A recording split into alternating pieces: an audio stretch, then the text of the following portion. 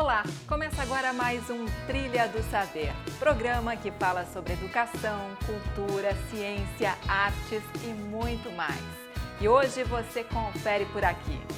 Estudantes do Colégio Estadual Cívico-Militar Dr. João da Rocha Chueiri tiveram uma aula diferente. Eles se divertiram e aprenderam muito durante uma visita ao Morro do Gavião, na cidade de Ribeirão Claro, aqui no Paraná. No quadro Cartas para Professor, uma homenagem emocionante. Os alunos do Colégio Estadual Padre Cláudio Morelli prepararam uma surpresa especial para a professora Marcela. E ainda hoje, uma reportagem sobre o Abril Azul, o mês dedicado à conscientização e à inclusão de pessoas com o transtorno do espectro autista. Tudo isso e muito mais a partir de agora. Fique com a gente, o Trilha do Saber já está no ar.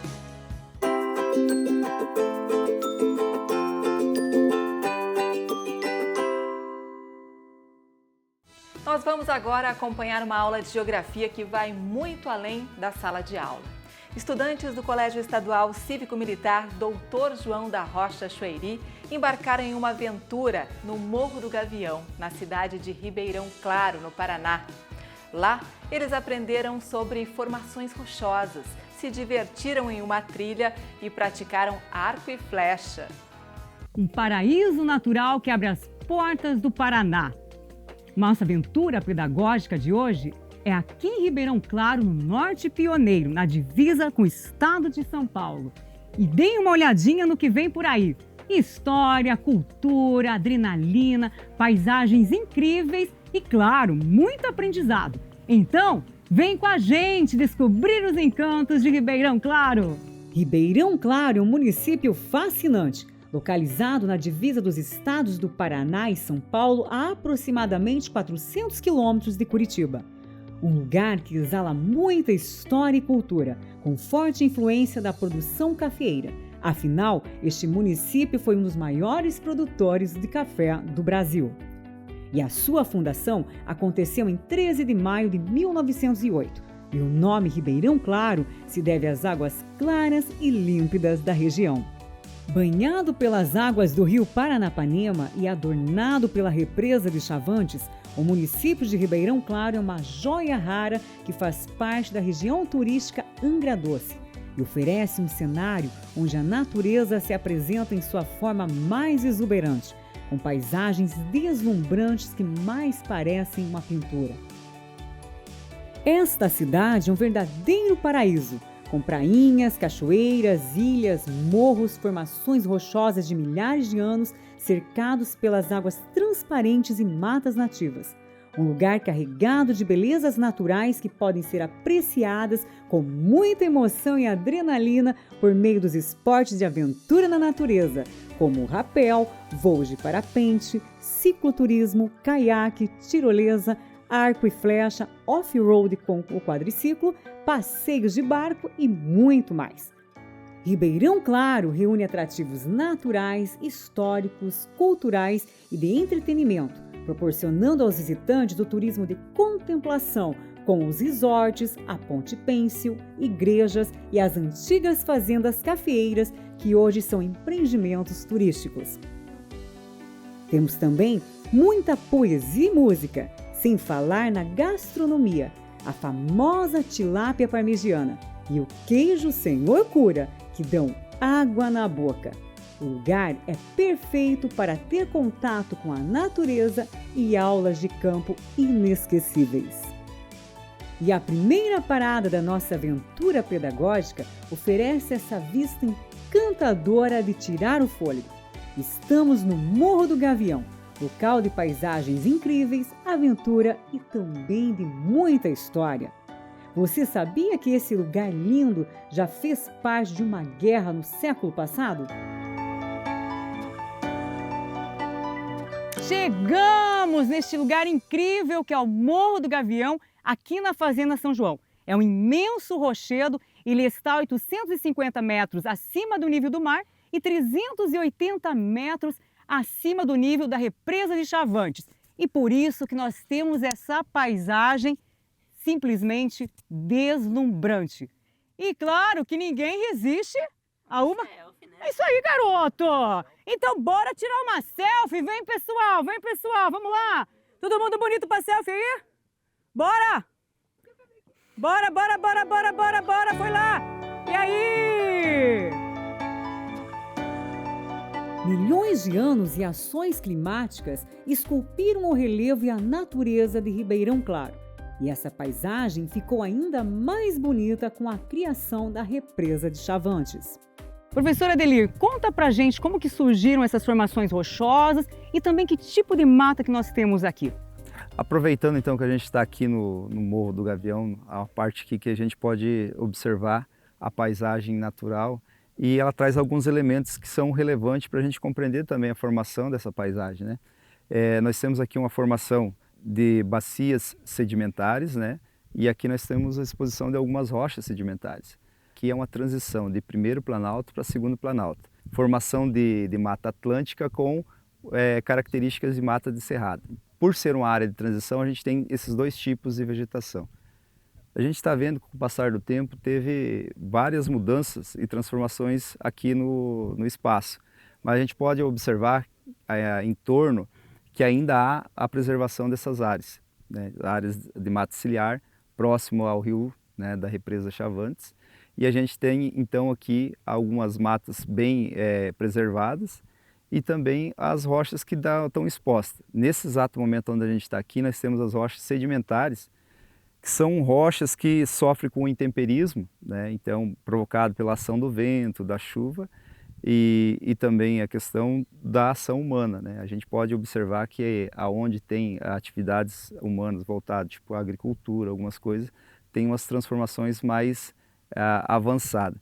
Mas o desgaste do processo natural aqui, a gente pode ver a nossa direita aqui, a gente está vendo que tem uma torre. Essa torre ela sofreu um desgaste natural ali, né? Então a gente vê que ela formou com o passar do tempo. E também tem as partes de preservação que ajudam a manter o espaço e dar essa bela paisagem que a gente tem aqui. Então nós estamos aqui num lugar também onde tem a junção de dois rios, Rio Paranapanema e o Rio Itararé, né? Aqui é considerado a Angra Doce do Paraná, né? A junção aí dos dois estados que tem um projeto. E esse projeto tem favorecido o desenvolvimento econômico também do local, né? Professora, eu tenho uma pergunta. O clima desse lugar influencia na vegetação e no relevo? Nosso clima aqui é um clima subtropical úmido, né? E pode ver que as características e altitude do local vai dar formato à vegetação, a questão da temperatura, do tempo atmosférico. Tudo isso são conjuntos, né? Eles não são separados. E que dá as características do local nosso, né? Então a vegetação, você pode ver que ela é uma vegetação de mata atlântica, de matas que têm climas úmidos e tropical. Então o nosso clima é subtropical, nós estamos então no norte do Paraná, mas o clima nosso é subtropical. E isso também faz parte da formação do relevo. Depois dessa aula de geografia ao ar livre, nada melhor do que um pouco de diversão. Afinal, o Morro do Gavião não é só um lugar para contemplar as belezas naturais. Na verdade, toda essa área da Fazenda São João é muito usada pelo Ribeirão Clarense para a prática de esportes radicais, turismo de aventura e muito mais. Por aqui tem tirolesa, quadriciclo e também o bom e velho arco e flecha. Rafael, agora para ser uma boa arqueira aqui, quais são as técnicas? Ou pelo menos para atingir o alvo lá. Tem que ter a mira boa e ser bem firme no braço. Ixi. Então eu acho que não sei se você é uma boa Robin Hood aí. Será que eu vou ser uma Robin Hood? Vamos tentar. Aí lembrando do aventureiro Robin Hood da obra do Alexandre Dumas, vamos ver se eu vou conseguir. Agora, Vamos lá então, estica Rafael. esse braço um pouco mais pra baixo. Estica. Colocar a proteçãozinha. Tá. O que ajuda isso daqui? É para não pegar a linha ali do arco. Ah, do seu entendi. braço. Fica bem de lado para a flecha mesmo. Estica bem esse braço. A mira, você que faz daí, ó. 3 dedos aqui, um pouquinho para baixo da flecha. Você pode puxar sempre com o cotovelo para cima, não o cotovelo para baixo. Cotovelo para cima. Isso. Tá. Daí a mira você põe desse pontinho verde aqui de trás, na flecha lá na frente. Com o dedo você mira lá, você vê onde você quer acertar. Vamos ver lá então agora, se é Keila Wood ou Keila nada a ver com Robin Hood. Galera, a torcida aí, grita pra me empolgar. Agora, mais pra baixo, Isso, pode pra puxar bem. cima Pode puxar. e foi! Isso é só o começo, hein? Bom, e depois que eu já mostrei todo o meu talento no arco e flecha, foi a vez dos estudantes também se arriscarem. Vamos fazer uma competição aqui para ver qual é o time que vai vencer aí, quem é o melhor time de arqueiros e arqueiras, tá? No nosso Colégio Estadual Cívico-Militar. Doutor João da Rochoeira. Aê, Doutor João da Rochoeira. Vamos lá então, gente, vamos ver quem vai apavorar aqui, vamos ver quem vai vencer.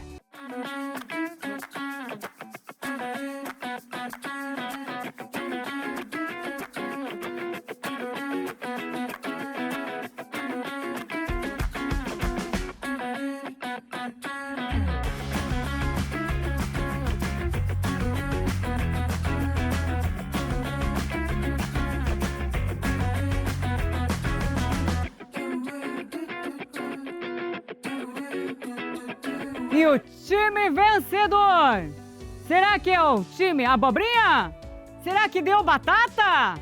Galera, olha, a somatória ficou assim, 8-2. E o time vencedor é o time... Batata! Será? Sim, é o time Batata! Agora comemora, né? Ê! Obrigada pela participação, também mandaram bem. E a aventura no Morro do Gavião não para por aqui. Olha só a próxima atração da nossa jornada pedagógica. Uma tirolesa, o jeito mais rápido e divertido de descer o morro. Gente, o pessoal já tá rindo nervoso aqui. Como é que tá o coração aí? Tá pra nervo- descer de tirolesa? Nervosa, mas vamos, né? Claro, a mulher corajosa. É. E aí, Rafael, só me diz uma coisa, aqui tá tudo certo, né? Tá tudo bem preso, não vai acontecer nada. Senão depois você desce me salvada aí. E lá fomos nós, morro abaixo. São 450 metros, quase meio quilômetro de pura emoção e adrenalina.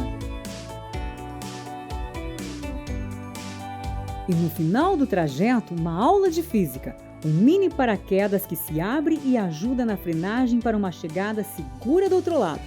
Como os instrutores explicaram pra gente, a abertura do paraquedas faz aumentar a superfície de contato e a resistência no ar, o que diminui a velocidade da descida. Incrível! E se você pensa que a aventura pedagógica acabou, não! Chegou a hora de fazermos o off-road com um quadriciclo, neste cenário lindo e com muito contato com a natureza em meio à mata nativa, numa trilha íngreme de tirar o fôlego. Haja coração para tanta emoção! A criação da represa de Chavantes impulsionou o turismo na região, inclusive no empreendimento Morro do Gavião, que trabalha o turismo sustentável e de aventura. Alcides, como começou essa ideia de empreender no turismo aqui em Ribeirão Claro e como vocês trabalham a questão da preservação de toda essa natureza aqui? Foi quando subiram as águas da represa, né? E ficou um atrativo muito bonito. Então isso foi por volta de 1960 que começou a subir as águas. Aí eu nasci perto do rio lá. E aí, inclusive, a nossa casa foi inundada e tal. Meu pai tinha um sítio que chegava até o pé do morro. Aí passaram-se os anos e eu consegui comprar esse pedaço do morro. E eu sabia que mais cedo ou mais tarde o turismo ia chegar. Lá na represa mesmo, começaram empreendimentos como Taiaiá, Prainha da Cachoeira. E quando eu tive oportunidade, aí eu comprei esse pedaço perto do morro e eu mantive durante anos, embora continuasse com gado, as construções antigas, né? 8 anos atrás a gente começou a reformar para transformar numa receber turistas, né? Eu reformei a casa antiga, aí montamos a tirolesa, montamos o tiro-alvo, arco e flecha e o pessoal gostou. E graças a Deus tem dado certo. Agora, na questão da preservação, a construção do calçamento lá no morro foi para isso, para Foi para preservar o preservar, morro. porque lá é uma terra muito frágil e o pessoal caminhando, ia fazendo valeta, chovia e às vezes entortava o pé, às vezes, né? É um lugar muito rústico e as pedras quebram, né? E estava ficando difícil. Aí que a gente resolveu fazer aquele calçamento. O Morro do Gavião tem muita beleza e história. Quem visita hoje nem imagina que esse lugar foi utilizado como ponto estratégico de observação na Revolução Constitucionalista de 1932. E o Alcides explicou tudo pra gente. Os paulistas, né, que queriam implantar uma Constituição no Brasil, e os gaúchos eram contra. Daí vieram os gaúchos lá de baixo para atacar São Paulo. Não só gaúcho, como os outros de cima também. E aqui, como ficava na divisa, né, do Paraná com São Paulo, e é um ponto muito alto, a visão para o estado de São Paulo é muito grande. Então, de fato, não só esse, como outros pontos altos aqui, era usado como observação da movimentação das tropas do estado de São Paulo. Andressa, conta pra gente como é que foi ter aula de campo aqui no Morro do Gavião. Ah, foi muito gostoso, foi uma experiência muito diferente de tudo que eu já tinha vivido, tendo uma aula de geografia diferente lá no morro, realmente, aprendendo sobre o relevo aqui do lugar que eu nasci, falando sobre o clima, sobre as rochas que tinham lá, a teoria na escola e a prática aqui, nossa, muito gostoso. E como é que foi aí o quadriciclo? Teve bastante adrenalina, mas foi muito gostoso. Passamos em meio à floresta, ali a mata nativa. O que mais você gostou hoje? Ah, eu gostei de tudo. Gostei de estar aqui, gostei de conhecer você, gostei de passar esse tempo, né, com meus colegas, meus amigos. Adorei o dia de hoje. Ana Luísa, como é que foi ter aula de campo aqui no Morro do Gavião hoje? Um dia muito legal nesse lugar maravilhoso. Aprendi muita coisa, a professora Adelir de Geografia deu uma aula muito boa pra gente sobre o relevo, o que a gente vê na teoria, na sala de aula, que a gente vê na prática, muito gostoso. E como que foi a tirolesa? Me conta. Ah, foi emocionante, muito gostoso. Muita adrenalina? Muita. E os nossos estudantes aprenderam e se divertiram muito na aventura pedagógica de hoje.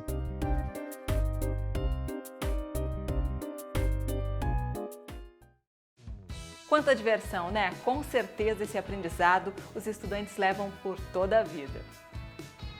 E agora tem homenagem chegando. É hora de vermos qual a surpresa que os estudantes do Colégio Estadual Padre Cláudio Morelli prepararam para a professora Marcela.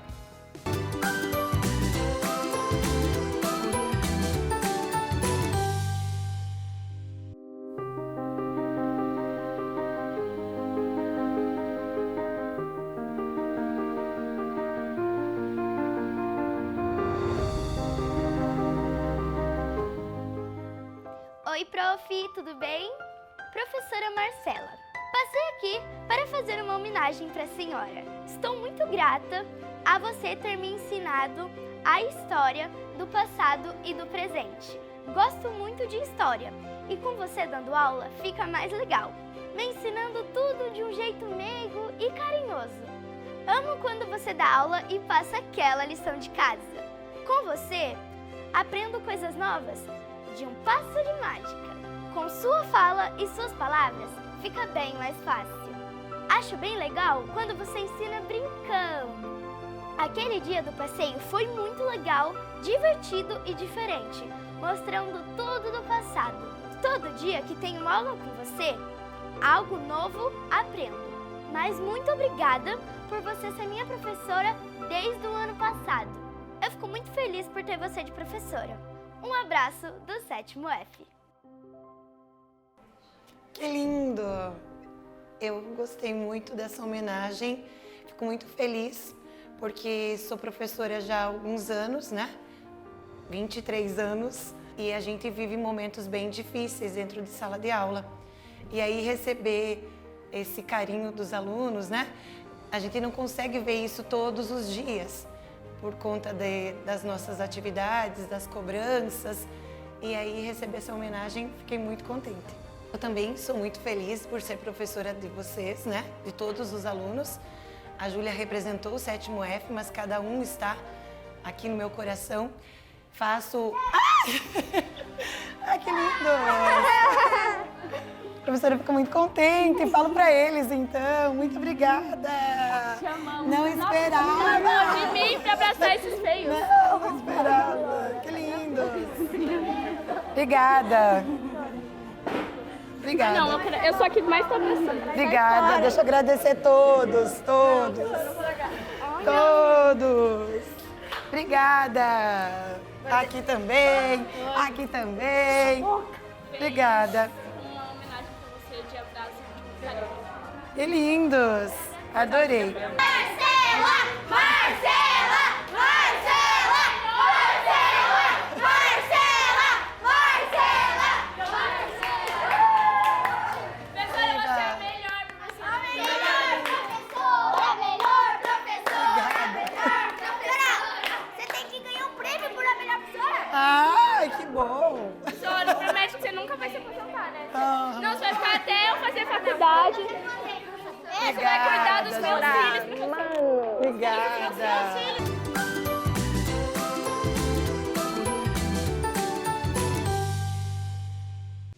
É muito legal quando os estudantes reconhecem o trabalho dos professores. Parabéns, professora Marcela.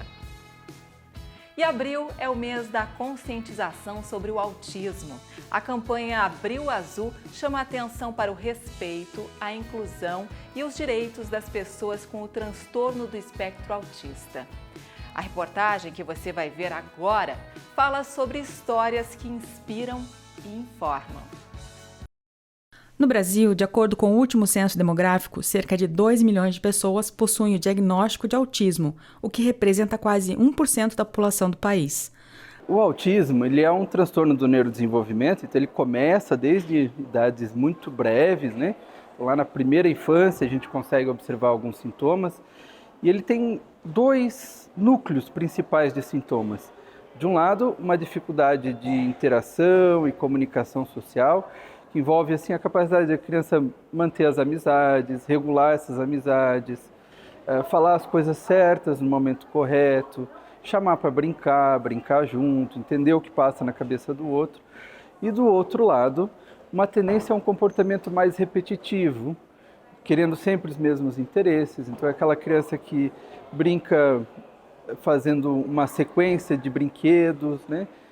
Gosta de selecionar os seus brinquedos em cores, tamanhos, acaba tendo interesses mais específicos em determinados desenhos, às vezes assiste esses desenhos várias vezes, acaba se incomodando quando alguma coisa muda na rotina, às vezes a rotina é simples. O caminho para ir para a escola é sempre o mesmo, mas um belo dia a estrada está bloqueada, tem que mudar o caminho e a criança começa a sofrer com aquilo. As dificuldades de socialização e comportamentos repetitivos não são simples sintomas ou sinais, mas sim um conjunto de comportamentos que podem ter necessidades de apoios diferentes de acordo com o espectro e o nível de suporte. Todas as pessoas com autismo estão dentro do espectro do autismo. Então não existe um grau de autismo, existem níveis de suporte. Pessoas que precisam de mais suporte para viver, ou pessoas que precisam de médio suporte para viver, nível 2, e pessoas que precisam de suportes mínimos para viver, que é o nível 1 do autismo, né? Quando a gente fala de variação, a gente fala sobre pessoas que estão dentro do espectro, mas que elas podem variar de sinais. Mesmo que várias pessoas autistas tenham um diagnóstico de autismo, elas não são necessariamente iguais. A gente trabalha baseado na ciência ABA, né? Então a gente trabalha baseado na análise do comportamento aplicada. A gente usa folha de registro para registrar todas as sessões de terapia com essas crianças, porque a gente precisa entender e mensurar como que essa criança está evoluindo, se ela está evoluindo em quais habilidades ela está evoluindo, em quais habilidades ela não está evoluindo. Ao receber o diagnóstico, é possível dizer que as famílias renascem para uma nova realidade. O Dr. Anderson explica que acontecem fases para entender esse novo momento.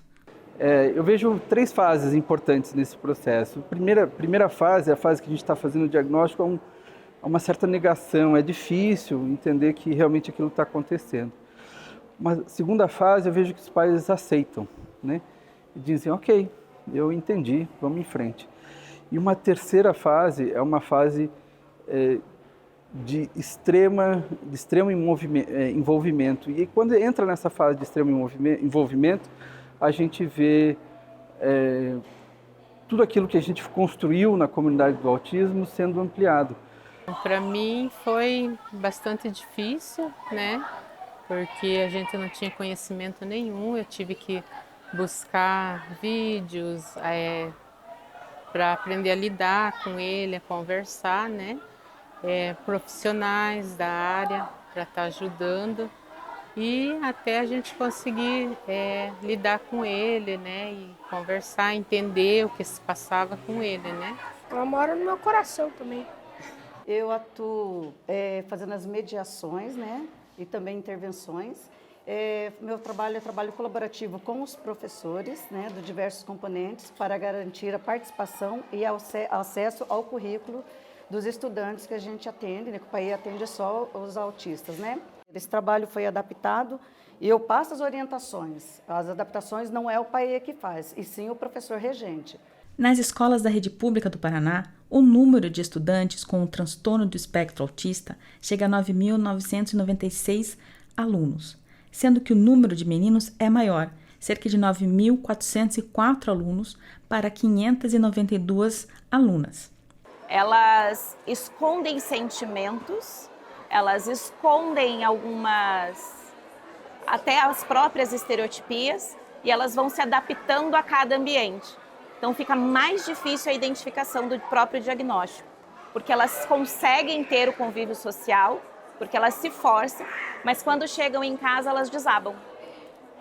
É um desgaste emocional, é um choro compulsivo, é uma vontade de ficar no colo, às vezes elas ficam. E eu não identificava isso.